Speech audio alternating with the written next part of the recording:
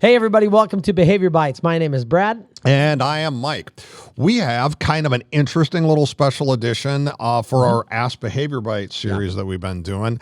And so we got a really interesting email, and Callie's going to read it to us, and then we're going to do our very best to, potentially come up with a couple solutions for this scenario. Problem solving in real time. This should be kind of fun. Yeah. All right, Callie, take it away.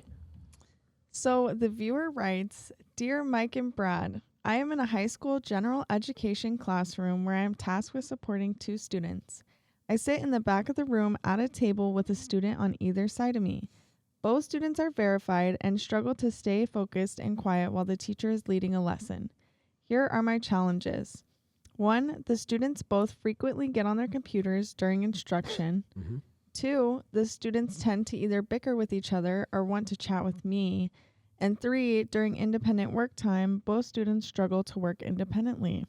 I feel like I have to be right next to them all the time."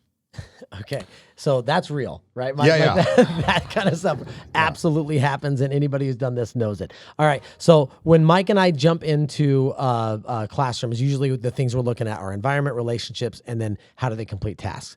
For this, we always go to environment first. All right. So the very first thing, Mike, that stands out to me here is the person who wrote in said something to the effect of, I sit in the back of the room at a table with one of these kids on either side of me. All right. This is sort of a pet peeve of mine as it relates to special education and inclusiveness. My question is, why? Why do those kids have to be at the back of the room? It's like sometimes there's that, like, we're going to put the sped kids back there in the corner with their person. Why couldn't we spread them out, right? If they're doing gen ed curriculum, could I have Billy on the right side of the room and Randy on the left side of the room?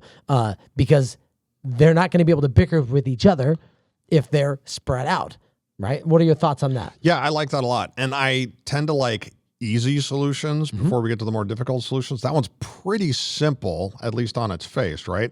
And then the other thing that I look at when we're kind of looking at like the environment like that, what are the dynamics that we have set up? So if the dynamics are that back table is, we've kind of built this culture of like chatting and kind of being silly and fun.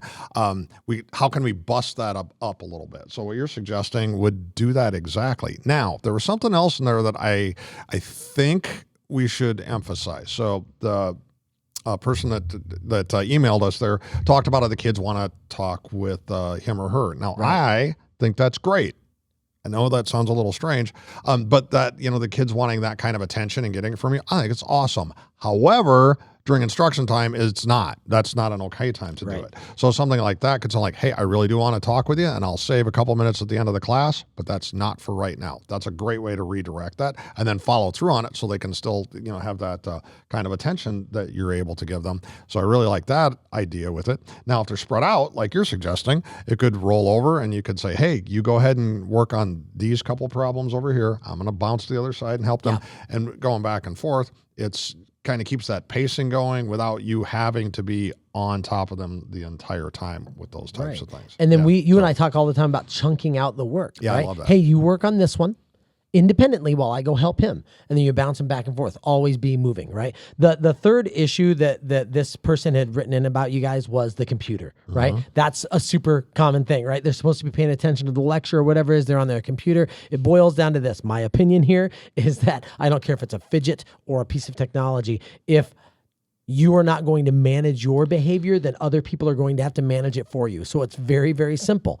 Keep your computer put away until it's the right time. If you have it out, you get one reminder, and then I take it. Boom.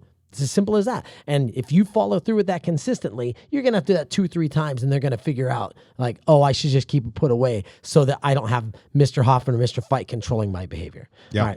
All right. Guys, there's lots of different ways to skin a cat, right? Like, so let us know what you think. How would you handle this situation if you were in it? And guys, keep the questions coming. We love them. It's really fun to kind of problem solve in real time and let you guys know our thoughts. In the meantime, Mike, go forth and do good things.